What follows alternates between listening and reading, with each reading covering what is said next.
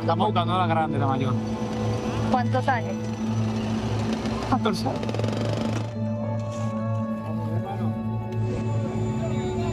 Quisiera darle las gracias por lo menos a estos compañeros, a estos héroes, que no se puede decir de otra manera.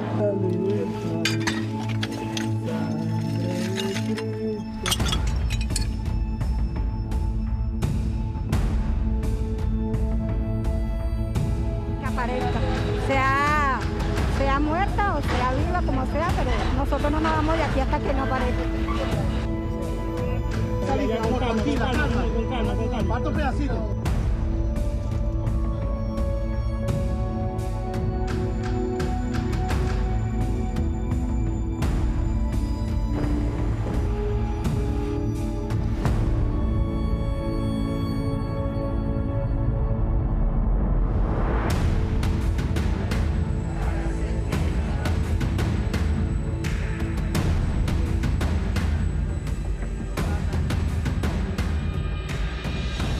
Buenas tardes, bienvenidos a la emisión del mediodía del fin de semana de Noticias Caracol.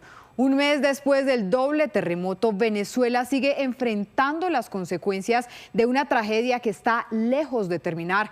Mientras avanzan los primeros esfuerzos para reconstruir las zonas devastadas, miles de damnificados continúan viviendo en medio de la incertidumbre, la pérdida y el dolor, Pablo.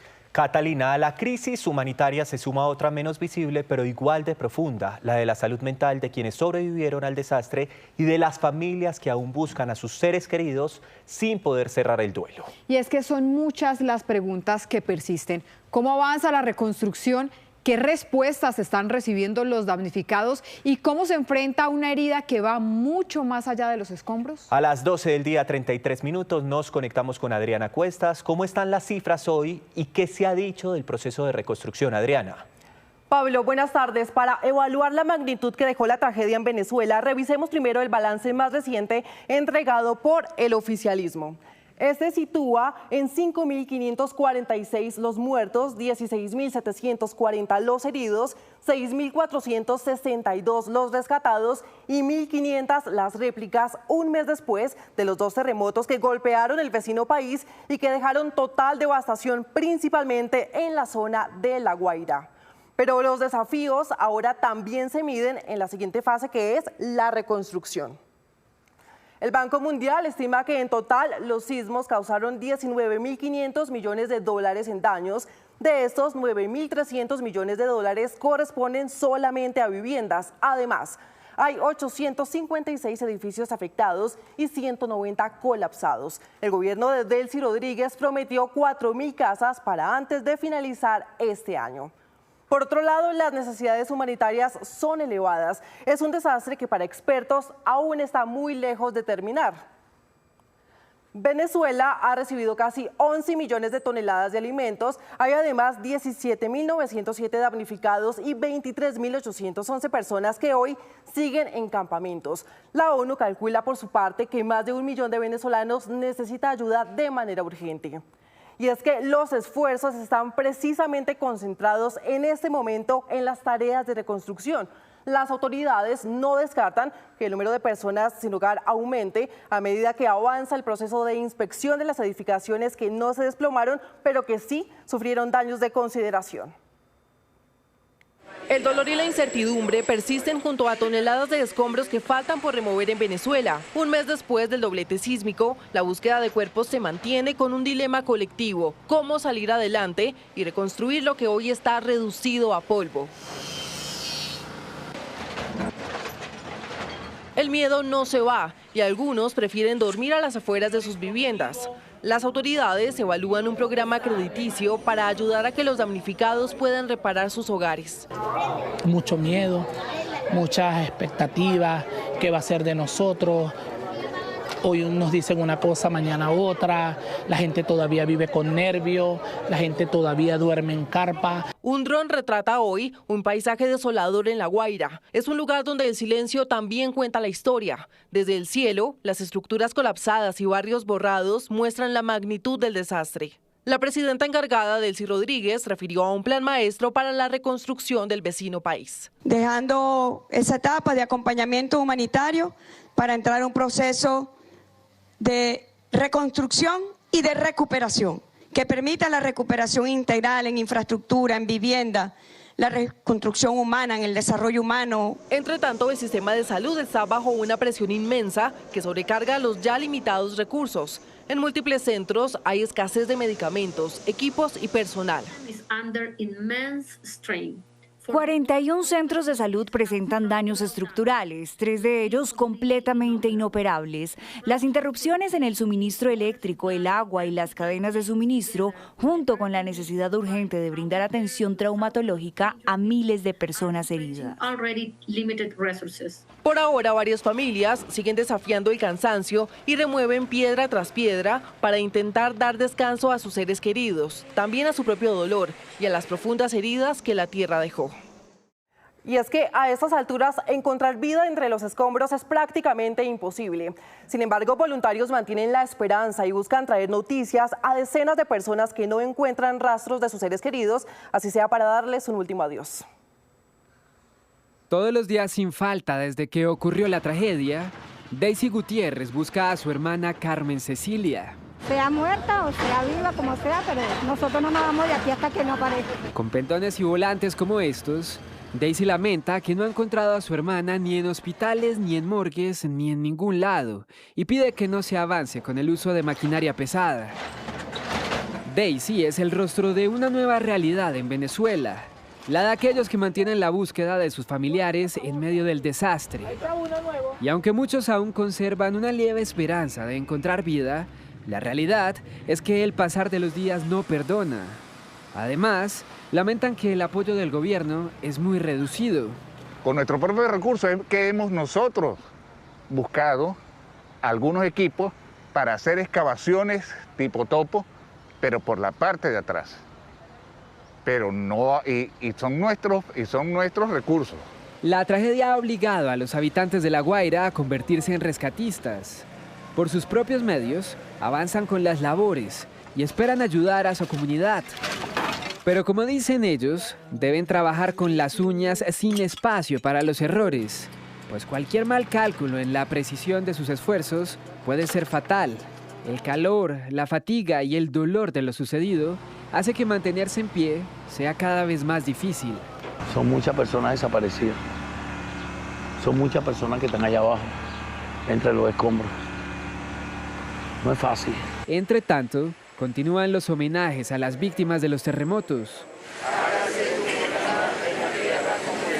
La oración es para muchos el único refugio después de haberlo perdido todo.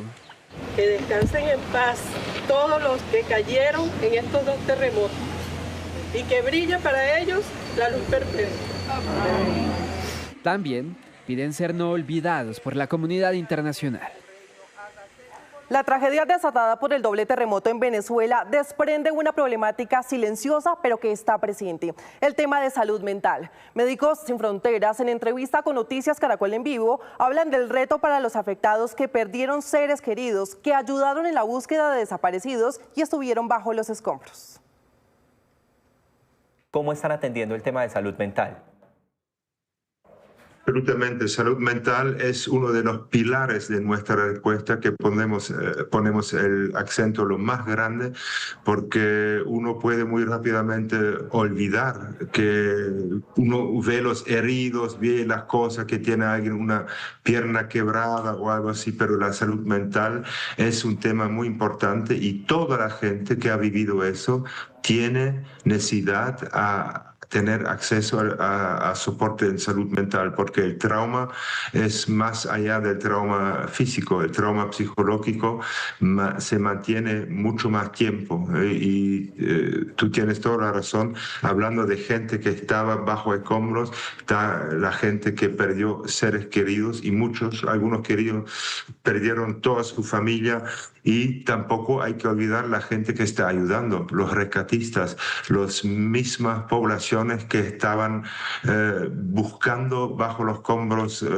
sus amigos, sus familiares. Entonces toda esa gente sufrió un trauma enorme y la atención médica tiene que concentrarse sobre la parte esta psicológica, y va a también ser una gran tarea más adelante en los próximos meses, porque eso no se puede guarir en un par de semanas, es un proceso de meses. La Guaira parece una zona de guerra.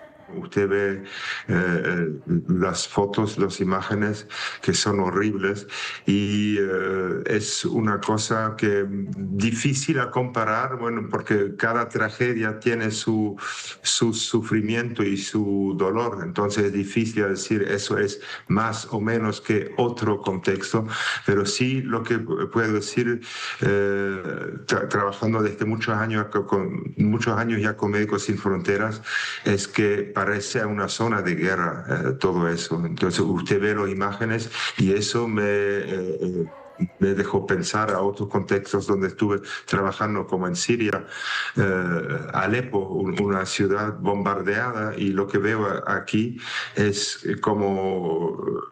Me deja pensar a eso, aunque no hay ni una guerra ni hay nada, que fue un evento natural, pero de una magnitud que tiene poco a comparar. Pero en medio de las historias de dolor que dejaron los terremotos, encontramos también noticias positivas, como la solidaridad de quienes hasta hoy siguen donando y llevando ayudas a los diferentes bancos de alimentos. Fabiana Contreras se encuentra precisamente en el Banco de Alimentos de Bogotá. Fabiana, ¿cuántas toneladas de ayuda se han recibido hasta el momento? Hola, muy buenas tardes para todos. Así es, pues ya se cumplió un mes de esta tragedia que enlutó a Venezuela, que cobró miles de vidas, pero una tragedia que también despertó la solidaridad de muchos países vecinos, entre esos Colombia. Y es que precisamente acá en Colombia se activaron 22 bancos de alimentos para la recepción de donaciones. En este momento estamos en el Banco de Alimentos de Bogotá y resulta que aquí, pues para responder a su pregunta, se han recolectado 249 toneladas de ayuda, de las cuales ya se han enviado 210. Para ampliarnos la información me encuentro con el ingeniero Diego Gómez, quien es el gerente de operaciones y logística. Ingeniero, hablemos un poco precisamente de estas ayudas que se han recolectado durante este mes. Gracias a la generosidad de las empresas, de las personas naturales, seguimos trabajando todos los días para seguir enviando estas ayudas. De hecho, el día lunes vamos a estar enviando nuevamente 2 tractomulas con 60 toneladas más de ayuda para nuestros hermanos venezolanos. Listo, ingeniero, hablemos también un poco de esta línea que se tiene activa para donaciones económicas. ¿Cómo van las donaciones ahí? Gracias a la generosidad de más de 10.000 personas naturales, hemos logrado recaudar dinero que nos ha permitido comprar elementos que no nos han donado.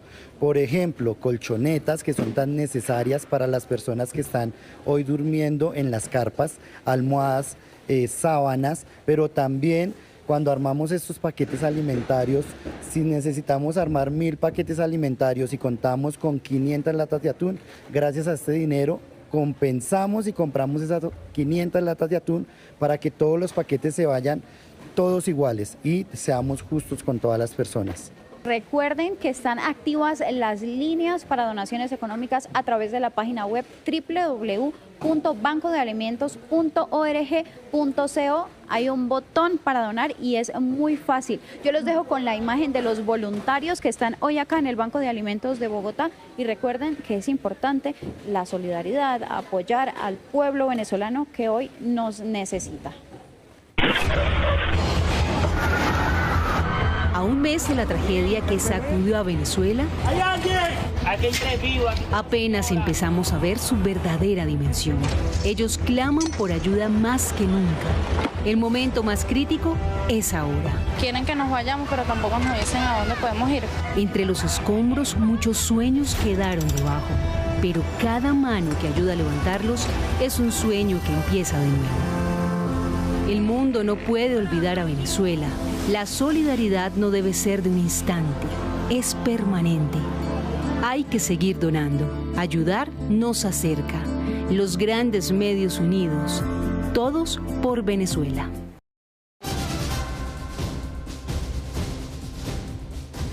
12 del mediodía, 46 minutos. Un incendio ha consumido más de 100 hectáreas de bosque en zona rural de Ibagué. El ejército y los bomberos intentan llegar a los focos subterráneos de la conflagración. Colombia está sufriendo los contrastes de la naturaleza. Mientras en algunas regiones del país llueve, en otras las fuertes temperaturas generan conflagraciones. Un incendio forestal ha arrasado por lo menos 110 hectáreas de bosque en la vereda Borbona, en zona rural de Ibagué, Tolima. Desde hace 4 días, los organismos de emergencia trabajan para controlar las llamas, pero las altas temperaturas que superan los 38 grados centígrados han favorecido su propagación. Ante la magnitud de la emergencia, el ejército se sumó a las labores para extinguir la conflagración. Estamos articulados las diferentes capacidades del Ejército Nacional, con la aviación del Ejército y la Fuerza Aeroespacial Colombiana. En este momento contamos con un dispositivo de tropas, más de 50 hombres articulados para controlar este incendio forestal que se presenta sobre este sector. En la zona del incendio la temperatura está en unos 61 grados centígrados, lo que ha dificultado las labores en terreno. Desde el aire, un helicóptero acondicionado con un equipo de Bambi Bucket descarga 2.500 litros de agua para intentar mitigar el fuego. La fuerza de los conatos ha consumido gran parte de este ecosistema y como una frontera tangible, las llamas han encerrado y rodeado el bosque. Las autoridades intentan llegar a los focos subterráneos que mantienen viva la conflagración, que por el momento no ha podido ser controlada. La cadena volcánica del Puracé y los Coconucos mantienen en alerta amarilla debido al incremento de la actividad sísmica, las emisiones de gases y la expulsión de ceniza registrada durante los últimos días. Ante esta situación, las autoridades han anunciado restricciones y medidas para los habitantes de la zona. Michelle Bermúdez, ¿qué es lo último sobre el volcán, Michelle? Así es, Pablo, el volcán Puracé y la cadena volcánica de los Coconucos en el departamento del Cauca permanecen en alerta amarilla por la continua emisión de ceniza que ha alcanzado alturas hasta de 2.100 metros sobre la cima del volcán en los últimos días. Debido a esto, la Aeronáutica Civil tiene algunas restricciones de vuelo en el suroccidente del país y mantiene el cierre del aeropuerto de Popayán. Por su parte, la alcaldía del municipio de Puracé restringió clases y entregó recomendaciones como el uso de tapabocas por la alta densidad de material particulado en el aire. Hablamos con el coordinador del Observatorio Vulcanológico y Sismológico de Popayán. Esto dijo. Hemos hecho mediciones a través de nuestras cámaras térmicas que muestran valores de temperatura asociados a estos cuerpos de gases tan altos o más como los registrados desde el año 2025. El estado de alerta del volcán Puracé y la cadena volcánica de los Coconucos continúa en amarillo, lo cual corresponde a todos los fenómenos anteriormente descritos, pero no se descarta que puedan suceder incrementos en la actividad o nuevas emisiones que requieran ser reportadas. El Servicio Geológico Colombiano recomienda a la comunidad abstenerse de acceder a la parte alta de la cadena volcánica de los Coconucos y mantenerse informada únicamente a través de los canales oficiales. Noticia en desarrollo en Noticias Caracol. Las autoridades del Valle del Cauca aumentan la recompensa por información que permita capturar a los responsables del crimen de María Camila Potosí. Steven Moreno, ¿de cuánto es esa recompensa? Compañeros televidentes, muy buenas tardes. A 250 millones de pesos sube la recompensa por información que permita esclarecer el crimen de María Camila Potosí, la joven hallada el pasado 20 de julio a orillas del río Meléndez. Las autoridades confirman que de momento son 4 las personas que estarían sindicadas por este hecho, sin embargo no hay ninguna captura de momento. Las autoridades también mencionan que por lo menos se espera que la información importante que pueda dar la ciudadanía pueda dar con el paradero de estas personas. Recordemos que la gobernación del Valle del Cauca había dado principalmente 50 millones de recompensa y hoy la alcaldía de Santiago de Cali dio 200 millones más para la información clave que permita esclarecer este crimen. Su familia sigue exigiendo justicia y toda la ciudadanía caleña sigue consternada con este hecho. A esta hora es noticia en Bogotá que fue encontrada la propietaria de este vehículo Spar azul que, recordemos, protagonizó varias infracciones y puso en riesgo la vida de los peatones al intentar cruzar un puente peatonal aquí en la capital del país.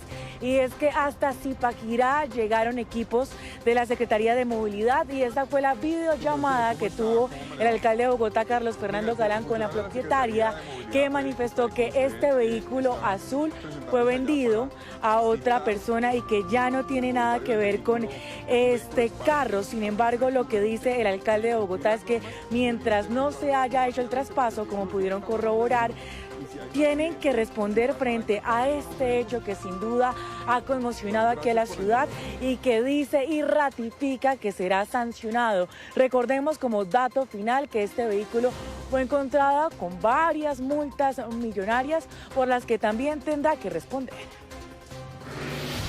A esta hora es noticia una nueva jornada de diagnóstico cardiovascular gratuita para niños en Bogotá. La jornada se adelanta en la clínica La Cardio con el fin de detectar y tratar oportunamente las enfermedades del corazón, identificadas principalmente en menores de 0 a 17 años. Especialistas estarán atendiendo hasta las 5 de la tarde de hoy sábado a los menores que requieran atención en la sede principal de La Cardio en el norte de la ciudad. A esta hora es noticia una operación conjunta de las fuerzas militares que permitió desmantelar un depósito ilegal de explosivos en San José del Guaviare. Allí dentro se encontraban cerca de 500 minas antipersonal y adicionalmente 200 kilogramos de explosivos para atentar contra la población civil. Cuando el ejército intentaba salir de esta zona, hubo un intento de asonada por parte de la población civil. Sí, señora Paula, gracias. En otras noticias Caracol del Día, la Defensoría del Pueblo lanzó una nueva alerta por la violencia contra las mujeres en nuestro país. El llamado es a acelerar las investigaciones y fortalecer los mecanismos de protección y búsqueda de quienes han sido reportadas como desaparecidas.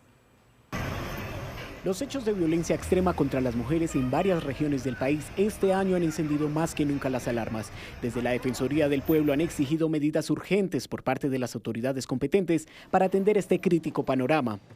María Camila Potosí en el Valle del Cauca, María Alejandra Castaño en el Tolima, Geriani Montilla de 16 años en el Atlántico y Yasleidis Martínez en el Cesar son los rostros de los casos más recientes de violencia en contra de mujeres, que hoy la Defensoría piden sean investigados con mayor celeridad y cuenten con un esclarecimiento integral de los hechos, como es el caso de María Camila Potosí en Cali. Demanda una actuación especialmente urgente. Su desaparición y posterior asesinato obligan a revisar la oportunidad, suficiencia y articulación de las acciones de búsqueda desplegadas desde el momento en que fue reportada como desaparecida. Según la Defensoría, desde el 1 de enero al 30 de junio de este año van 184 noticias criminales, 30 feminicidios y 154 tentativas de feminicidio, cifras que dan cuenta la necesidad de un refuerzo en la prevención y actuación de las autoridades. Un abogado penalista explica por qué hay dificultades en la búsqueda de justicia. Es que el Estado, la Administración de Justicia, la Fiscalía, los jueces no han sido eficientes en la investigación y el juzgamiento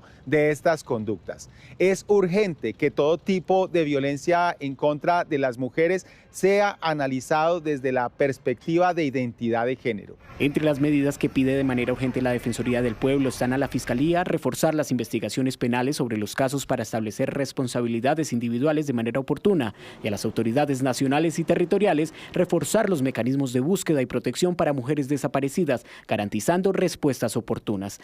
Para organizaciones como la Fundación Justicia para Todas, que cuenta con un registro de 51 feminicidios consumados este año en Colombia, la prevención y justicia necesita mayor trabajo. Prevención, creemos que hace mucha falta una intervención mucho más ágil, mucho más oportuna y ejemplarizante en materia de violencia intrafamiliar. En materia de investigación del feminicidio como tal, aunque ha habido avances, sí tenemos todavía fiscales resistentes al delito, fiscales que desconocen el delito o que no conocen cuál es el contexto completo de lo que es un feminicidio y lo que no es, y eso genera pues mucha incertidumbre. Detrás de cada caso de violencia contra las mujeres o feminicidio hay una familia que espera respuestas, mientras el reto sigue siendo que la justicia llegue a tiempo y las historias no se repitan.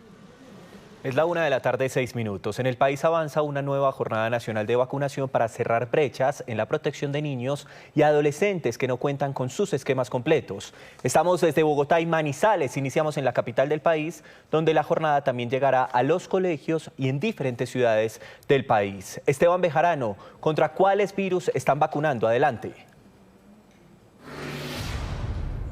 Pablo y televidentes, buenas tardes. Pues estamos hablando de que se está reforzando la vacunación contra la fiebre amarilla, el sarampión, el VPH, que es muy importante, y también contra la tosferina. Nos encontramos en uno de esos puntos aquí en Bogotá donde están adelantando ese refuerzo. Y llama la atención que aquí en la capital del país están intentando vacunar a cerca de 48.000 niños que todavía no tienen completos los esquemas de vacunación. Nos encontramos con Alexander Moscoso de la Secretaría de Salud. Bienvenido a Noticias Caracol y hablemos específicamente de esa vacunación escolar. Buen día. Mire, tenemos una situación que es muy triste. Todavía en Bogotá seguimos perdiendo vidas por el cáncer de cervix. El cáncer de cervix es una actividad prevenible y para eso es la vacunación VPH. Tenemos que vacunarnos en contra de esta enfermedad. Tenemos que quitar la opción de que nuestras niñas de hoy, mujeres de mañana, presenten el cáncer de cervix. O sea, la vacunación es un objetivo y nos faltan 48.000 personas, niños y niñas en Bogotá para prevenir esta enfermedad. Pero también tenemos hoy 200 puntos de vacunación en Bogotá, vacunando menores de 5 años, menores de 18 meses, con todo el esquema de vacunación y reforzamiento y trabajando muy fuertemente en sarampión, tosferina y fiebre amarilla. Un trabajo de todos para prevenir la salud de nuestros niños, pero también de nuestros jóvenes y futuras. Muchísimas gracias. Y estamos hablando de 200 puntos de vacunación en la capital del país, pero en todo el país, en el territorio nacional, son 3.000 puntos de vacunación habilitados para acceder a esta vacunación. Sí, señor Esteban, y también la vacunación es una obligación. Vamos ahora a Manizales, en donde también avanza la tercera jornada nacional de vacunación dirigida a niños, niñas, adolescentes, gestantes y adultos mayores. Paula Bernal, usted está justo en uno de esos puntos de vacunación. Cuéntenos cómo avanza esta jornada y qué refuerzos se están aplicando.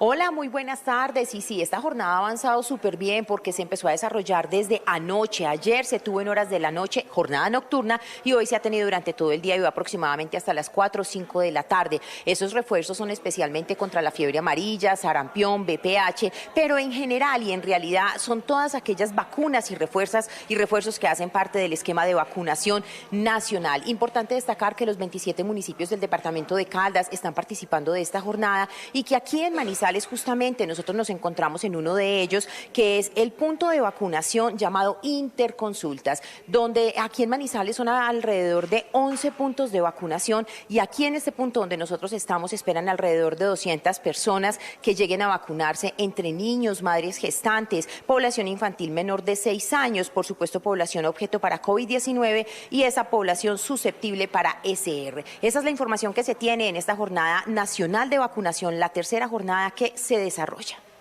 Ahí está, 11 puntos en Manizales. Paula, gracias por la información. Cambiamos de noticia. Los efectos del aumento de los aranceles al 12,5% a varios de los productos enviados desde nuestro país hacia Estados Unidos podría afectar miles de empleos en el sector floricultor, manufacturero y de confecciones. Aquí les explicamos. En estos contenedores no solo viajan productos colombianos con destino a los Estados Unidos, también va el trabajo y el sustento de millones de familias. El aumento del 10% al 12,5% en los aranceles a varios de los productos enviados desde nuestro país encendió las alarmas en el sector exportador. Solo en la floricultura, Azocolflores advierte que más de 240.000 empleos podrían verse afectados en un sector donde Estados Unidos representa el 80% de las ventas al exterior. O sea, yo quedé viuda, ¿sí? Mi esposo murió, entonces cuando me dijeron, no, métase a trabajar a flores, yo no conocía, no sabía que eran flores. Sí, saqué mis 2 hijos adelante, como les dije, y también conseguí mi casa gracias a las flores. Es la primera parte donde dan trabajo sin experiencia, entonces lo primero que me dieron sin tanto ponerme peros fue en las flores. Y gracias a las flores hoy en día tengo mis hijas profesionales. En las fincas floricultoras, donde las jornadas comienzan antes del amanecer, la incertidumbre también empezó a sentirse. El mayor miedo, y yo creo que no solo mío, sino de la mayoría de personas, es quedar sin trabajo, porque pues hay mucha gente que dependemos de un trabajo en flores. Es una gran preocupación para nosotros en el sector floricultor. Y con este 2.5% adicional que llega a un 12.5%, que representa más o menos para el sector floricultor alrededor de 220 millones de dólares, nos pone en graves aprietos. El impacto también alcanza a la industria de las confecciones.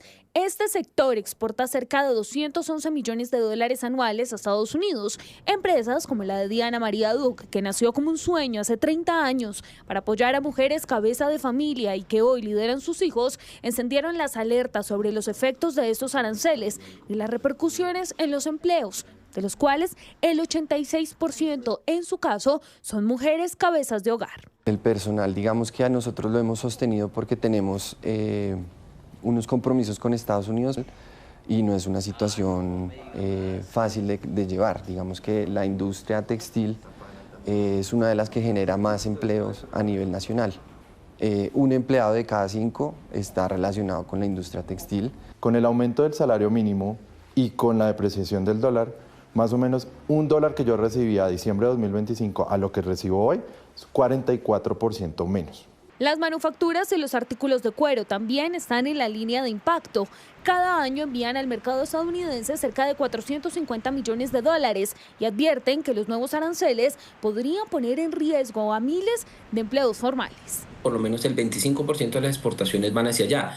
Y sobre todo van exportaciones de calzado con alto valor agregado, o sea, quiere decir que son calzados sobre todo en cuero, calzado formal, botas, todo esto que fabrica la industria nacional, que es la que genera alrededor de 500.000 empleos en el país. Hoy cerca del 30% de las exportaciones colombianas que tienen como destino Estados Unidos quedan bajo el impacto de este nuevo arancel. Noticia en desarrollo en Noticias Caracol. 1:13 p.m. En las últimas horas fue capturado el exgobernador de La Guajira, Hernando de Luque, padre del hoy senador Alfredo de Luque. Su captura se da en cumplimiento de una condena de la Corte Suprema de Justicia en su contra por el delito de peculado por apropiación tras irregularidades en un contrato de 2001. Esta es la historia.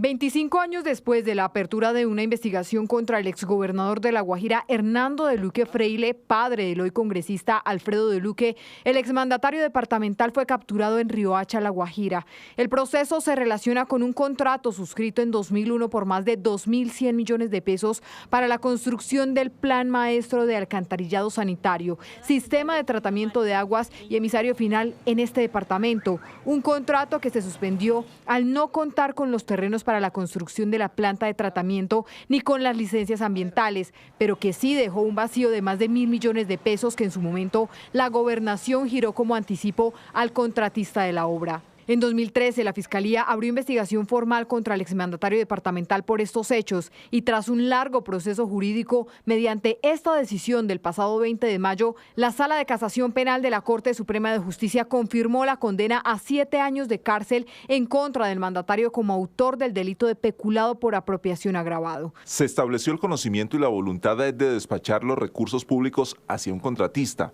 a sabiendas de la imposibilidad que tendría para desarrollar el objeto contractual, mucho menos en el plazo fijado por el contrato. Asimismo, la Corte encontró que dicha obra no se podía ejecutar porque los predios en donde se pretendía construir eran baldíos y no estaban adjudicados legalmente al municipio de Riohacha. Le fue impuesta medida de aseguramiento en centro carcelario a alias 300, presunto segundo cabecilla del grupo delincuencial El Mesa y señalado de la desaparición del ingeniero Andrés Camilo Peláez hace 4 años en Antioquia. Erika Zapata, ¿cuáles son los detalles, Erika? Hola, buenas tardes. Así es, en las últimas horas se le dictó medida de aseguramiento en centro carcelario a alias 300, segundo cabecilla del grupo delincuencial El Mesa, según indican las autoridades, un hombre de 47 años de edad, quien fue capturado en el municipio de Bello, área metropolitana del Valle de Aburrá, porque presuntamente estaría implicado en la desaparición de un ingeniero forestal de 26 años, hace 4 años en el norte del departamento de Antioquia, específicamente en el municipio de San Andrés de Cuerquia, un ingeniero que incluso trabajaba para el proyecto Hidroituango. Según las investigaciones, alias 300 era la persona que presuntamente iba manejando el vehículo donde fue desaparecido ese ingeniero. 4 años de zozobra para los familiares. Muy bien, Erika, muchísimas gracias. 1:16 p.m. y cambiamos de tema porque miles de corredores ya están listos para tomarse las calles de la capital del país en una nueva edición de la Media Maratón de Bogotá. Pero mucha atención, porque durante la jornada de mañana habrá cierres y desvíos en varios corredores principales de la ciudad. Vamos en vivo con María José Delgado para conocer cuáles son esas vías alternas. María José, adelante. Así es, Catalina, Bogotá dispone de un plan especial para la media maratón de este domingo. Este plan de la Secretaría de Movilidad consiste en un despliegue de personal de 150 personas entre agentes de tránsito y guías de movilidad, pero también la habilitación de algunos corredores como vías alternas. Aquí en pantalla usted podrá ver los cierres viales para el desarrollo de la carrera. Entre esos están en la carrera 60, la calle 63, la calle 26, la carrera séptima, la avenida Norte Quito Sur y la calle 92. Pero también podrá ver los corredores habilitados como vías alternas mientras se lleva a cabo esta media maratón, que son la carrera 30, la calle 13, la avenida Circunvalar, la avenida 68, la avenida Boyacá, la avenida Ciudad de Cali, la calle 80, avenida Las Américas, avenida La Esperanza, calle 72 y calle 100. Cabe recordar que hay unas medidas que nos insisten en recordar que son, por favor, llegar aquí en transporte público y también usar las señalizaciones que están habilitadas desde mañana para la jornada. El presidente electo Abelardo de la Espriella anunció a quien será su directora del Departamento de Prosperidad Social. Esto en medio de una polémica por la propuesta de Salvación Nacional de que la posesión del mandatario electo sea en el departamento del Cauca. Alejandro Cortés, ¿de qué funcionaria estamos hablando y cuáles son los retos que asumirá? Buenas tardes. Catalina, buenas tardes. Pues se trata de Sandra Suárez Pérez, quien será la directora del Departamento de Prosperidad Social en el gobierno entrante de Abelardo de la Espriella. Sandra Suárez, recordemos que fue la ministra del primer gobierno del expresidente Álvaro Uribe y que también cuenta con una especialización en mercadeo internacional en la Universidad EAFID. Fue consejera presidencial del Plan Colombia, un programa de cooperación entre nuestro país y los Estados Unidos, y dentro de los retos que tendrá, según el mandatario electo, deberá cuidar el recurso económico público, garantizar transparencia y buenas prácticas en la focalización y asignación de los subsidios y recuperar la confianza institucional. De otro lado, mientras el presidente electo sigue anunciando quiénes serán parte de su gabinete, sigue la polémica por la posesión de él como presidente ante los colombianos, que se busca sea en Popayán, en el departamento del Cauca. Hablamos con analistas quienes explican los retos de esta decisión. Según la historia, en Colombia solo 2 personalidades se han posesionado por fuera del Congreso de la República. El primero fue el liberal Tomás Cipriano de Mosquera en 1861, quien asumió el poder por la vía de los hechos tras derrocar al gobierno conservador de Mariano Ospina Rodríguez en medio de una guerra civil. Y en 1950, Laureano Gómez, quien juró ante la Corte Suprema de Justicia debido a la inexistencia de un Congreso. Laureano Gómez no se posesionó frente al Congreso porque el país estaba en estado de sitio, porque el Partido Liberal, debido a la ola de violencia que se había desatado al final del gobierno de Ospina Pérez, no había presentado candidato presidencial. El caso de Mosquera es un caso anterior a la Constitución del 86 y no hay que olvidar que Mosquera había sido un golpista y que luego trata de legitimar el golpe que le había dado al expresidente Mariano Ospina Rodríguez. Para los expertos, el que la posesión del presidente electo Abelardo de la Espriella se realiza en el departamento del Cauca ya empieza a enviar mensajes a la opinión pública. Esta es una zona de alta influencia de grupos estructurados criminales que mucho daño le han hecho al país.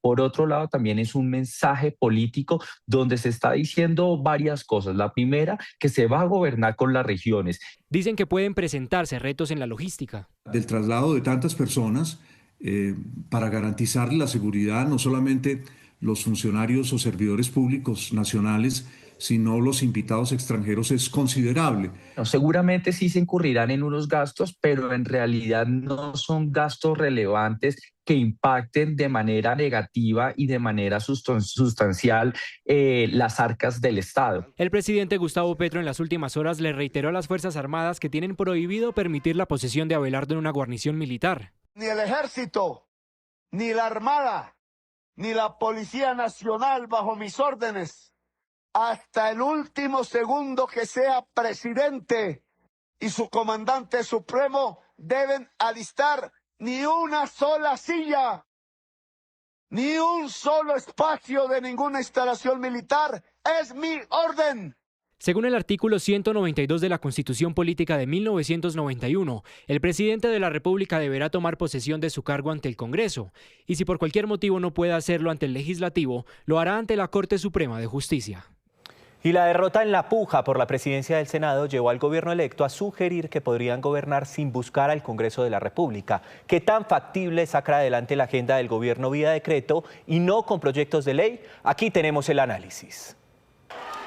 Ante la elección de Honorio Enríquez por encima de Alfredo de Luque como presidente del Congreso, Germán Calderón España, el designado director de la Agencia de Defensa Jurídica del Estado y quien fue asesor jurídico de Abelardo de la Espriella en campaña, afirmó que serán pocas las leyes que tendrán que tramitarse porque se priorizarían los decretos con fuerza de ley y la derogación de los decretos del gobierno saliente, postura cuestionada por expertos. Necesariamente hay que tramitar varias leyes en el Congreso. La ley del Plan Nacional de Desarrollo, que es el programa de gobierno del presidente electo o ganador. Las leyes de presupuesto anual, que es cuántos gastos va a tener el gobierno y qué inversiones va a hacer.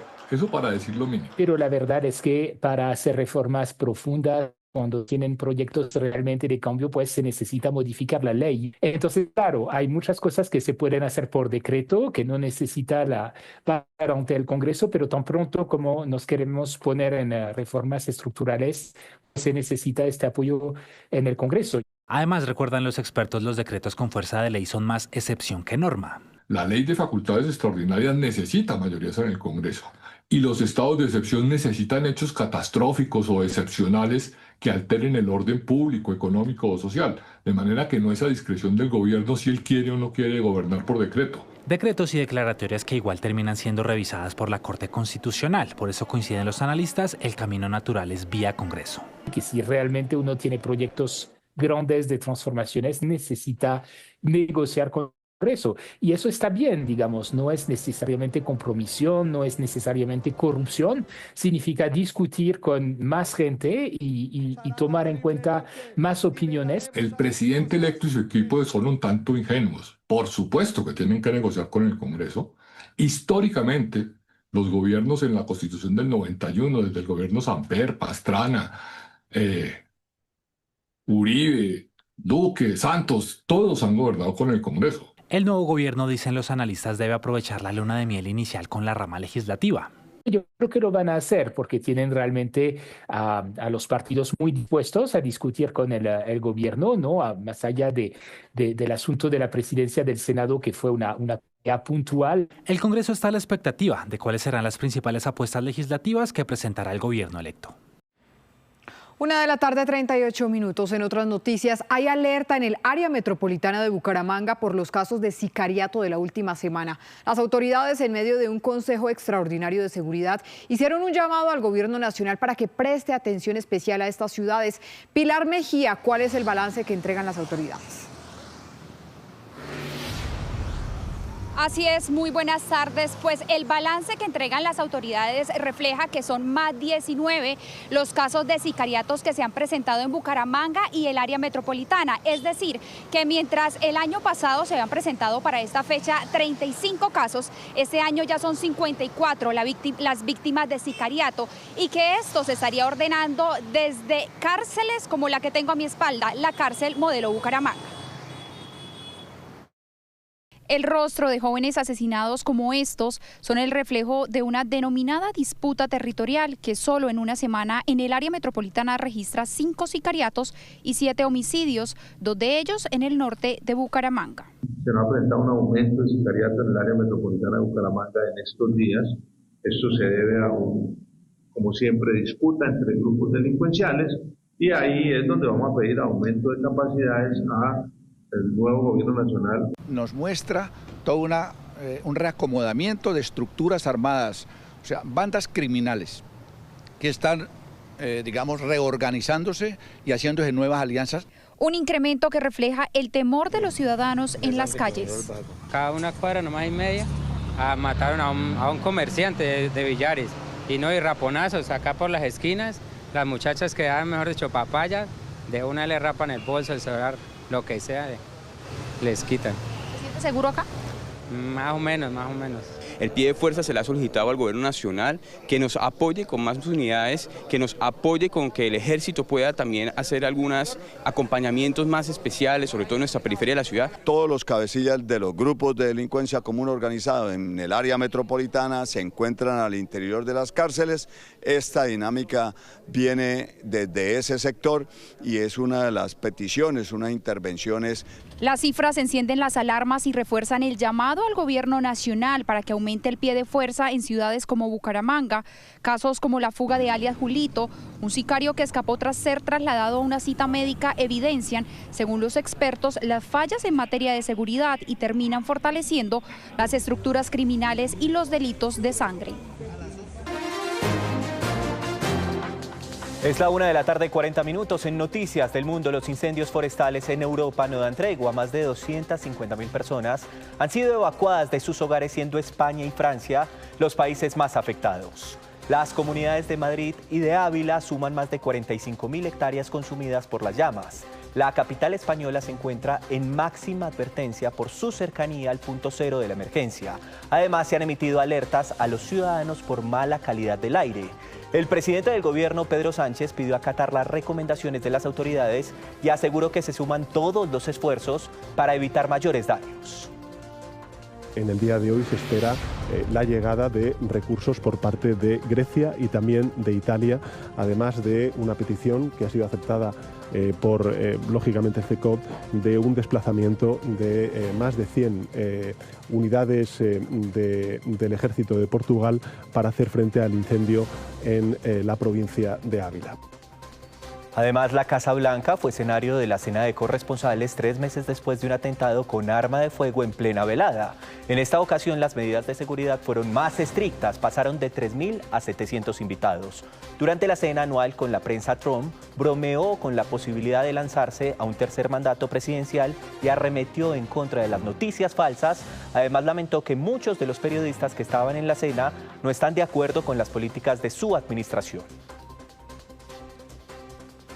En Ucrania, decenas de personas se manifestaron en Kiev, la capital, para pedir la restitución del ministro de Defensa, cuya salida desató una crisis política. El presidente Volodymyr Zelensky apartó del cargo al funcionario, a quien se le conoce por introducir reformas tecnológicas en el ejército y combatir la corrupción en su sector. La atención se aviva en un momento en que las tropas ucranianas adelantan ataques contra objetivos militares y energéticos en suelo ruso.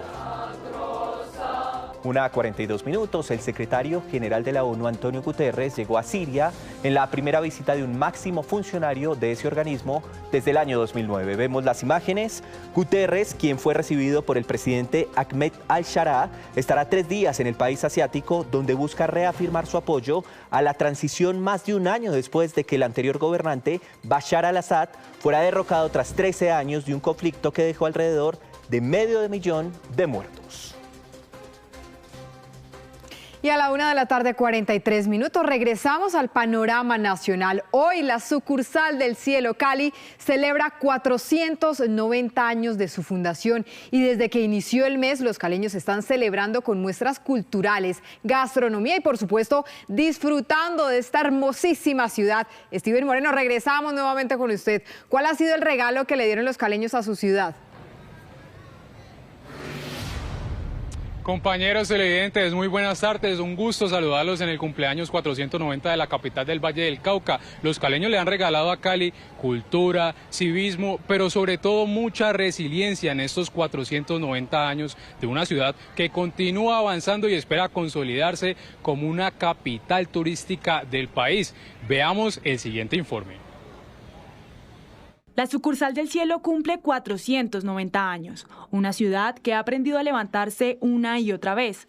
Después de enfrentar momentos difíciles como la explosión del 56, la pandemia y los desafíos de ser hogar para miles de personas, Cali ha demostrado que su mayor fortaleza es la resiliencia de su gente. Hoy, su riqueza cultural, su diversidad y su transformación la mantienen en movimiento. Hacia los 400 años de fundada Cali, antesito de los 400 años, hubo una clase dirigente que tenía intenciones de modernizar la economía, la sociedad y su sede, que era Cali. era una clase dirigente donde había comerciantes, industriales, periodistas y educadores. A lo largo de su historia, Cali ha convertido las crisis en oportunidades para renacer. Barrios como Siloé, El Obrero y San Antonio hoy son ejemplo de esa transformación. Territorios que reciben a miles de visitantes y que han encontrado en el turismo, el arte y la cultura una nueva forma de contar su historia. Estamos creando caminos para todos, no solamente para los caleños, para los colombianos, para los extranjeros, para todas las personas que quieran venir a visitar esta montaña tan hermosa que hoy está ofreciendo un cambio por su misma población. Y si hay un lenguaje que une a los caleños, es la salsa. Más que un ritmo, es un patrimonio que late en cada esquina. La recuperación de espacios emblemáticos y las inversiones para fortalecer este legado buscan que la música siga siendo uno de los grandes motores del turismo, la cultura y la identidad de la ciudad. Si tú vives en Cali y vienes a Cali y no visitas el Barrio Obrero, te estás perdiendo el 50% de la historia de esta ciudad tan bonita y que es importante tenerla. A sus 490 años, Cali sigue escribiendo su historia con la misma fuerza con la que ha enfrentado sus desafíos. Una ciudad que ha sabido caer, pero sobre todo ha sabido volver a levantarse, que convierte sus heridas en aprendizajes y su alegría en una forma de resistir, porque si algo define a la sucursal del cielo es su gente, la que nunca deja de creer, de bailar y de mirar hacia adelante. Su gente es la que más representa a la capital del Valle del Cauca y por eso vamos a preguntarle a las personas cuál es ese regalo que usted le da en los 490 años a Cali. Pues yo le regalaría más seguridad, ¿sí? Para nuestra ciudad y que feliz cumpleaños. La quiero mucho. Ese es el mensaje de algunas de las personas que se encuentran en este momento en la Plaza de Caicedo, porque acá en horas de la noche habrá un concierto de Jimmy Sá. Muchos personajes invitados, muchos artistas y todo está preparado para lo que será esta fiesta en la capital del Valle del Cauca. Recordemos que habrá también taimas con artistas invitados en el Boulevard del Oriente, en el Barrio Obrero, y sobre las 4 de la tarde habrá un partido de influencers, también recordando que Cali es una de las principales capitales deportivas de Latinoamérica. Así que si usted está viéndonos en estos momentos, participe de las actividades que hay hoy, visite la sucursal del cielo y, ¿por qué no?, dele un mensaje de cumpleaños a Cali, como es la sucursal del cielo. Gracias por continuar con nosotros. Esta es una buena noticia. Bogotá celebra el grado de quienes creen en las segundas oportunidades. Gracias a una alianza entre el IPES y la Alcaldía de Bogotá, vendedores informales y vivanderos de la capital del país lograron culminar después de años sus estudios de bachillerato. Esta es la historia. La alegría se sintió en la localidad de Fontibón. Ese día, en lugar de salir a vender en las calles de Bogotá como lo hacen habitualmente, 20 hombres y mujeres se pusieron toga y birrete para cumplir una promesa que habían dejado en pausa: terminar el bachillerato. Hay quienes se gradúan a los 16 o 17 años. Ellos lo hicieron después de criar a sus hijos, pagar arriendos y levantarse de madrugada durante décadas. Hoy, años después, volvieron al salón de clases para demostrarse que la educación no tiene edad ni fecha de vencimiento. Ella es Carmen Mónica Jiménez, quien puso en pausa sus estudios debido a que muy joven se convirtió en mamá. Primeramente, le doy gracias a Dios y el corazón me está palpitando porque era un sueño que estaba guardado, pero hoy es una realidad. Hoy recuerda con alegría anécdotas de lo que fueron los momentos de clase. La anécdota que tengo que cada que nos hacían como para pasar a otro nivel, me quedaba nula. Gracias a la alianza entre el Instituto para la Economía Social IPES y la Alcaldía de Bogotá, los graduandos recordaron que nunca es tarde para regresar a las aulas. María Gladys León, quien recibe este título a sus 65 años, así lo demuestra. Y aquí estoy realizando mi sueño como bachiller, acá tengo mi diploma y este diploma me abre muchas puertas. Mis hijos me enseñaron que si ellos están estudiando y trabajando, yo también lo podía hacer. Este programa seguirá brindando oportunidades de formación. Inscribirse es sencillo, solo debe ser parte de los vivanderos o vivanderas en plazas de mercado y vendedores informales. Ingresar a la página de la IPES y en la sección Formación y Cursos encuentra la información sobre el bachillerato flexible. Desde el 2019 a la fecha hemos logrado más de 502 personas que justamente se han graduado en el bachillerato. Desde la Alcaldía Galán, de la mano del Instituto para la Economía Social, nos soñamos poder formar y cumplir los sueños de estos nuestros vendedores informales del distrito. Ellos ahora podrán decir con orgullo que son bachilleres, y eso en una ciudad que les abrió nuevamente las puertas de las aulas. A todos ellos muchas felicitaciones. Y en Colombia, donde miles de personas aún enfrentan dificultades para acceder al agua potable, investigadores de la Universidad Nacional están desarrollando nuevas tecnologías que podrían ayudar a enfrentar esta problemática. En el siguiente informe les contamos detalles de este proyecto piloto. El proyecto busca solucionar un problema que afecta a las comunidades de La Guajira. Allí, gran parte del agua disponible es salada y no es apta para el consumo humano. Para enfrentar esta situación, un grupo de investigadores de la Universidad Nacional diseñó un sistema de ósmosis inversa de bajo costo, capaz de eliminar la sal del agua utilizando menos energía que los equipos tradicionales. Estos sistemas funcionan a través de una energía que se les suministra a partir de una bomba y que permite la remoción de la sal y del agua en dos corrientes diferentes para así generar una agua con baja salinidad y otra corriente que esté altamente concentrada en las sales. Y así pues podemos utilizar esta agua que surge del proceso para potabilización en unas etapas posteriores y llevar el sistema a comunidades que puedan tener unas dificultades notables en términos de acceso al agua, en acceso a agua potable y segura. Los investigadores también trabajan en la eliminación de contaminantes provenientes de la industria.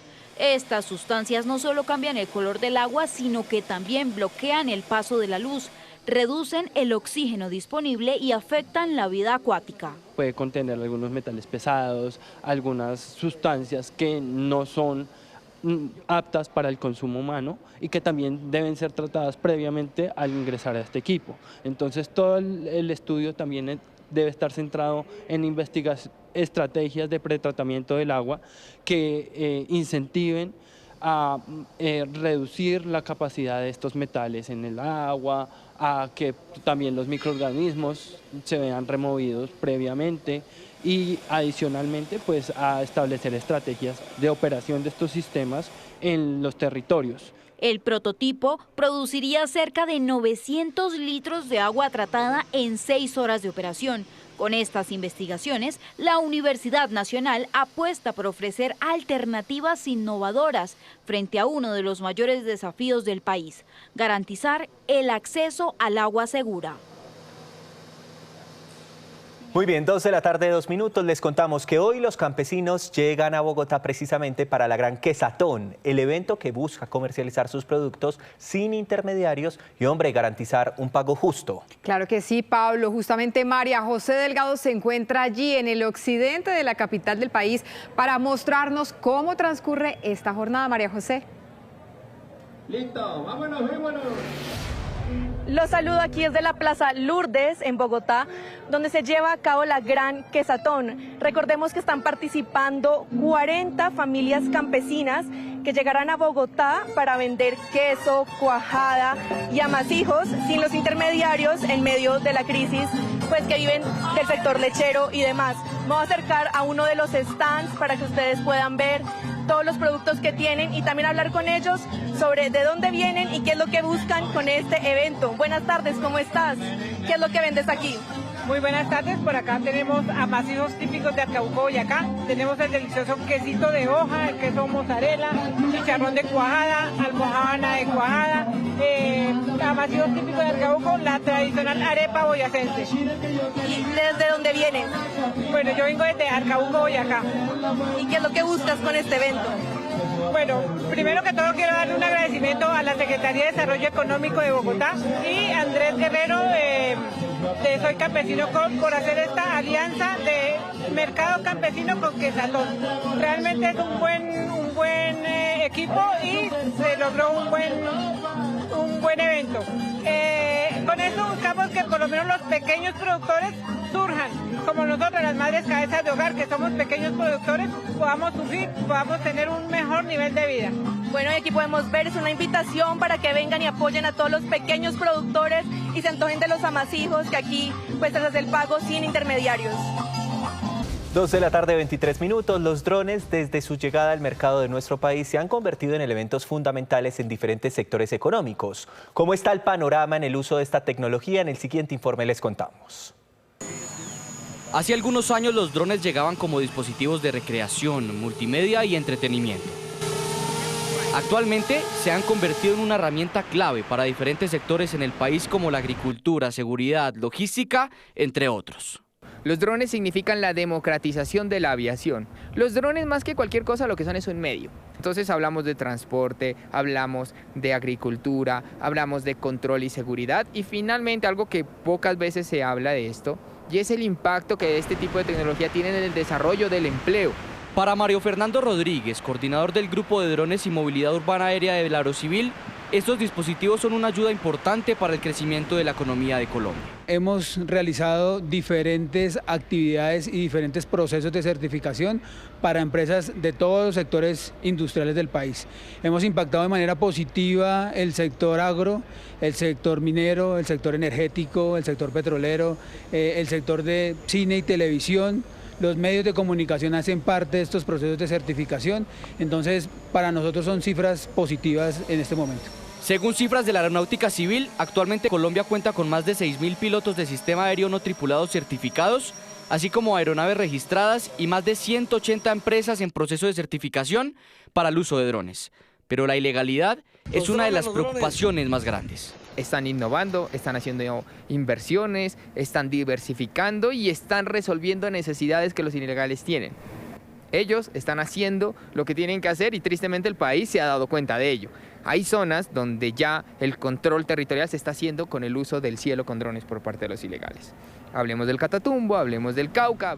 Es por eso que los ojos están puestos en preparar e implementar regulaciones en nuestro país para el uso de estas aeronaves. Estamos a la espera de que siga su proceso este proyecto de ley, en el cual pues vamos a tener más herramientas para el control, el seguimiento, el porte, el transporte de las aeronaves no tripuladas y vamos a arrancar desde su base y es desde la misma importación de estas aeronaves, en conjunto pues obviamente con la DIAN. En definitiva, el reto está en seguir fortaleciendo el sector, promover la formalización y aprovechar los beneficios de esta tecnología para el crecimiento económico de nuestro país.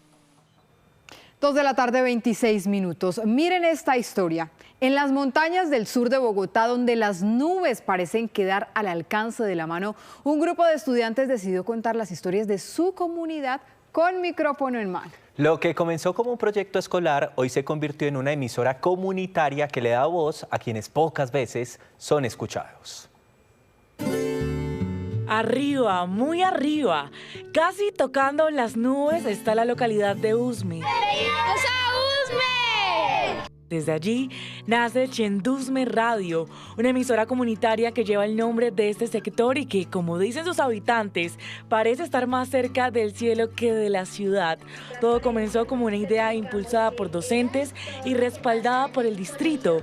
Entre celulares, micrófonos y reportería en las calles, estos estudiantes descubrieron que el periodismo es una herramienta para transformar. Estamos en la radio escolar y estamos en la localidad de Usme. Buenos días, mi nombre es Debbie Andrei Polo Chepamo, de la emisora escolar del Colegio Ciudad Chendú. Emisora escolar del Colegio Ciudad Chendú. ¿Te has sentido seguro al cruzar este puente saliendo de acá o entrando? Sí, claro que sí, pues como les decía antes había que ir hasta abajo y el camino es un poquito inseguro. Después de la reportería llegó el momento más esperado. Las sonrisas lo decían todo. Había llegado el día de inaugurar oficialmente la emisora. Bienvenidos a su emisora Chendú. Una inauguración que pasó por las manos de todos y en la que cada detalle tenía el sello de quienes creyeron en este proyecto. Y ya en la emisora, nosotros nos convertimos en invitados. Hola, muy buenos días. Hoy estamos con el programa de Chendusme Radio. Estamos aquí todos en una entrevista con Caracol TV. Tú nos ves, Caracol TV. Frente al micrófono ya no había nervios, había ganas de contar lo que han aprendido recorriendo su barrio y escuchando a su comunidad. contándoles sobre nuestra primera experiencia sobre el puente dañado que conecta el barrio Bolonia y Compostela.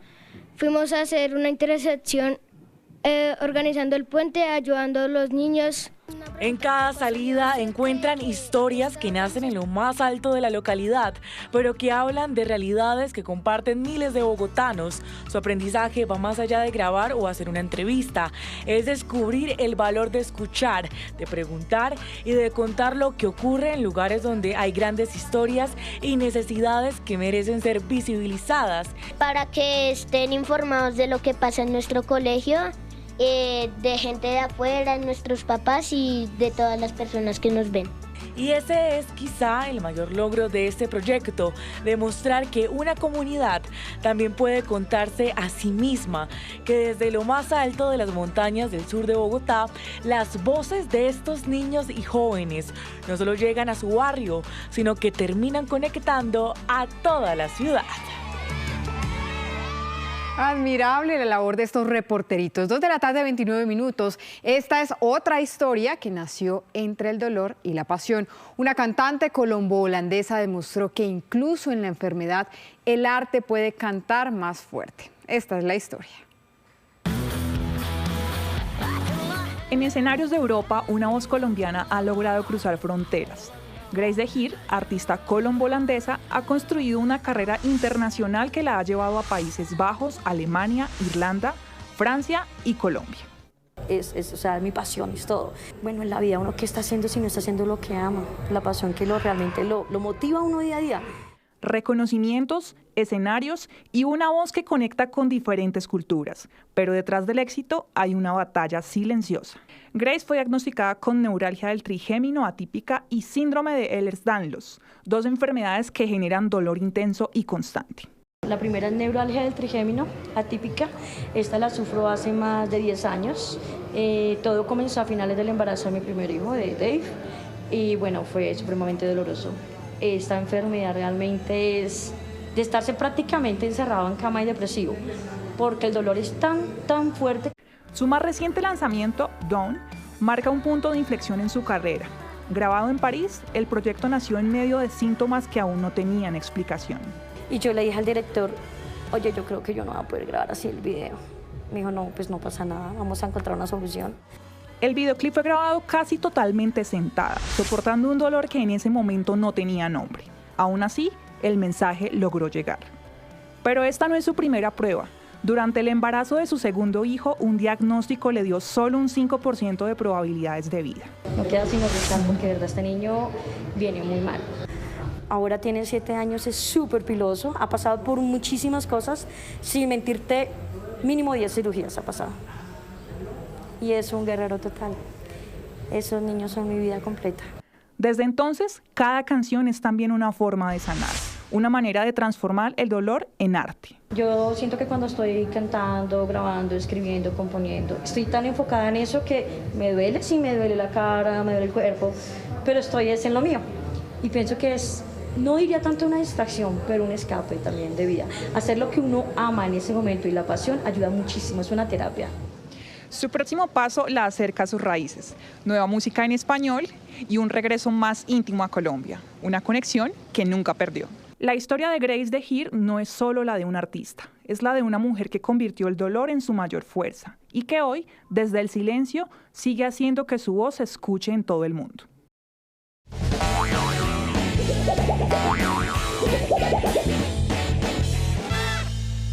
Muy buenas tardes. Estos paseos con Vita y Salvatore hacen parte de nuestra cotidianidad y creo que es uno de los momentos que más disfrutan en el día.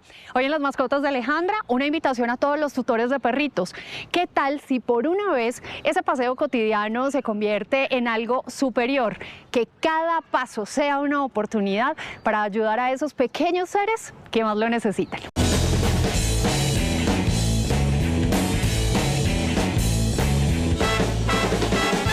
Para los perritos, el paseo diario es más que una simple salida al baño. Es una actividad vital que influye directamente en su bienestar físico y emocional. Y por una vez, ese mismo recorrido puede convertirse en una oportunidad para salvar la vida de otros animales, participando en la Carrera Ángel por los Animales. Estamos corriendo por un objetivo, por una causa, por salvarlos a ellos. Ángel, el perrito cuya historia inspiró la ley contra el maltrato animal en Colombia tras ser encontrado con el 60% de su cuerpo despellejado, pero aún vivo, se convirtió en el símbolo de la lucha y la resistencia y sigue transformando esa indignación que produjo su maltrato en acciones concretas. Entonces, en honor a él y por los miles de animalitos que se han salvado gracias a él, hicimos esta carrera. Una que ha sido pensada para toda la familia. La carrera tiene 3 categorías. 1K, que es donde salen todos, niños, niñas, abuelitos, los animalitos. El 5K ya es un poquito más fuertecito para las personas que quieran salir sin sus animalitos, y 10K que ya es un poquito más fuerte para todos los atletas. Pero más allá del recorrido, el verdadero objetivo está en lo que ocurre después de cruzar la meta. Con estos recursos vamos a lograr hacer jornadas de esterilización en la costa, en Boyacá, cerca a Bogotá. Esto se va, como dices tú, a multiplicar a muchos lugares donde llegamos y donde también no hemos llegado, y con esto quisiéramos llegar cada vez más lejos. No solamente eres un participante, eres un aliado de esta labor tan difícil pero tan gratificante a la vez. Nosotros entre las 3 fundaciones no solamente rescatamos perros y gatos, también hay burros, también hay caballos, también hay gallinas, también hay todos los animales que son maltratados en el país. Este 16 de agosto será la tercera versión de la carrera Ángel por los animales y por primera vez se va a realizar en Bogotá, otro reto que han tenido que afrontar. Aquí en el distrito ha sido un poco difícil por los temas logísticos, por los permisos que hemos tenido que sacar. A nosotros nos está ayudando muchísimo el consejo, el concejal David Saavedra, para que no nos cobren tanto, porque son más o menos 70 millones de pesos los que tenemos que pagarle al distrito. Por eso, todos a participar, porque estar fuera de Bogotá ni es barrera ni pretexto. Tenemos ya personas inscritas desde el exterior que obviamente no van a poder estar, pero dicen: mi apoyo va para la carrera, lo hago de corazón. Vita y Salvatore ya encontraron un hogar. Hagamos que cada inscripción de esta carrera acerque a un perrito a esa familia soñada. Vale la pena 100%, ellos son alegría, son puro amor, y hay muchos perritos buscando familias, hogares de paso, padrinos que van a estar ese día también acompañando. Porque aquí la meta no es solamente completar 1 kilómetro más, es convertir cada paso en alimento, atención médica, esterilizaciones y esperanza para quienes más lo necesitan.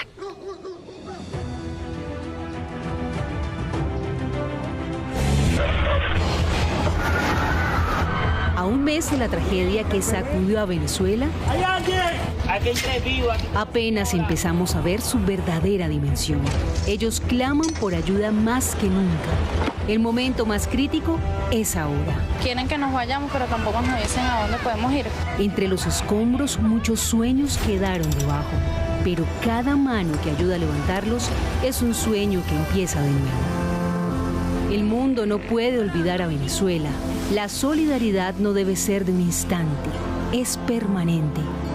Hay que seguir donando. Ayudar nos acerca. Los grandes medios unidos. Todos por Venezuela. Para el cierre les contamos que la periodista colombiana Catalina Gómez Ángel fue galardonada con el reconocimiento a la excelencia del Premio Gabo 2026. Pablo, su trabajo como periodista de guerra ha sido ejemplo para todos nosotros, sus colegas. Aquí la nota. En medio de un auditorio resonante de aplausos, la periodista colombiana Catalina Gómez Ángel recibió el reconocimiento a la excelencia del Premio Gabo 2026. La verdad es que nunca se me pasó por la cabeza tener un Gabo en mis manos. Catalina reconoció en su discurso la labor periodística en campo, donde suceden las verdaderas historias. Creo en la importancia de estar en las calles, de viajar alrededor de los países que cubrimos, de observar, de conversar, pero especialmente de oír a aquellos que tienen algo que decir, pero que muchos no quieren escuchar porque no creen importante. Claro que lo son, porque son nuestra mirada, que no se construye en solitario. Catalina Gómez Ángel es una de las caras del periodismo de guerra en Colombia. Desde hace más de 2 décadas vive en Irán y ha cubierto conflictos en países como Afganistán, Siria, Líbano, Irak, Ucrania, Egipto y Palestina. Sus reportes para diferentes medios han mostrado el rostro de la guerra en el Medio Oriente. Protestas, bombardeos y las historias en estos países han sido el centro de su trabajo. Tras el recibimiento de su Gabo, Catalina contó cómo es ser una periodista mujer dentro de cubrimientos como las guerras en el Oriente Medio. Lo primero es como estar muy dentro de uno, ser muy consciente de que soy mujer pero también soy periodista y el ser periodista también me da una cierta, no sé si protección, autoridad, pero siempre es tener muy claro qué es lo que yo quiero hacer, por qué estoy ahí y qué es lo que quiero contar y no dejarse como atemorizar. El trabajo de Catalina, ahora exaltado con el reconocimiento a la excelencia del Premio Gabo, teje un entramado de historias que nos acercan a la vida de estos países con la sensibilidad precisa de la labor del periodismo. Mañana domingo, Catalina estrenará su documental Detrás de la Guerra, realizado junto a Caracol Televisión, en el que cuenta las historias de colombianos que combaten la guerra en Ucrania. El evento será a las 11 de la mañana en el Cine Colombia de Avenida Chile y los interesados se pueden inscribir en la página oficial del Festival Gabo. Sin duda un referente para el periodismo Así es, mundial. una periodista dura y pura. Sí, señor, y de esta manera terminamos. Estas fueron las noticias. Nos vemos a las 7 de la noche con una nueva edición informativa. Ya viene La Red aquí en el canal Caracol. Somos Noticias Caracol. Primero la gente. Feliz tarde.